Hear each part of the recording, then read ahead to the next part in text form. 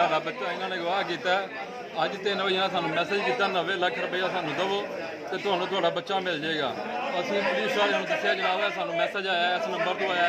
ਫਿਰ ਸਰ ਇਹਨਾਂ ਟਰੇਸ ਕੀਤਾ, ਟਰੇਸ ਕਰਕੇ ਫਿਰ ਹੁਣ 8 ਵਜੇ ਇਹਨਾਂ ਦੇ ਘਰ ਆਏ ਨੇ। ਬੱਚਾ ਸਾਡਾ ਇਹਨਾਂ ਨੂੰ ਮਾਰ ਕੇ ਪਿੱਛੇ ਆ ਤੇ ਤੋੜੇ 'ਚ ਪਾ ਕੇ ਸੁੱਟ ਚੜਿਆ ਸਰ।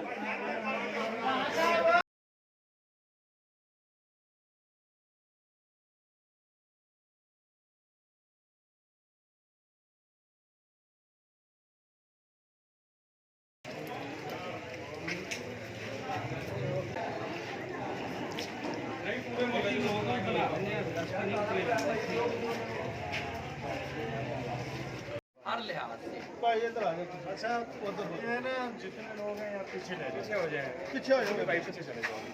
जाओ तुम भाई इन्हें दोनों बाद में इंटरव्यू दे देंगे सर। एक मिनट कोड़े च पाया, कोड़े च पाया आपने को ਸਾਡੇ ਨਾਲ ਕੋਈ ਸ਼ੈ ਨਹੀਂ, ਨਾ ਕੋਈ ਦੁਸ਼ਮਣੀ ਨਹੀਂ ਸੀ ਸਾਡੇ ਨਾਲ। ਲੱਗਦੇ ਹੈ ਚੰਗੜ ਨੇ, ਇਹਨਾਂ ਸਾਡੀ ਕੋਈ ਦੁਸ਼ਮਣੀ ਨਹੀਂ ਹੈ, ਨਾ ਸਾਡੇ ਕੋਈ ਲੱਗਦੇ ਨੇ ਹੈ। आप सब बेहतर ये है कि आप अपने घर में जाएं, ठीक है, हम मकतूल का पोस्टमार्टम कराएं। अपना जो लीगल कानूनी काम है ना, इस तरह खड़े रहने का कोई फायदा नहीं, ठीक है। बेहतर ये है कि पुलिस अपना ना पेशावराना काम ਸਾਨੂੰ ਇਨਸਾਫ ਮਿਲੇ, ਇਹਨਾਂ ਸਾਰਿਆਂ ਨੂੰ ਆਪਦੇ ਸਜ਼ਾ ਮੌਤ ਮਿਲੇ। ਇਹਨਾਂ ਨੂੰ ਸਾਰੇ ਮਰਨ ਲਈ ਤਾਂ ਜਿੰਨੇ ਵੀ ਆਏ ਨੇ।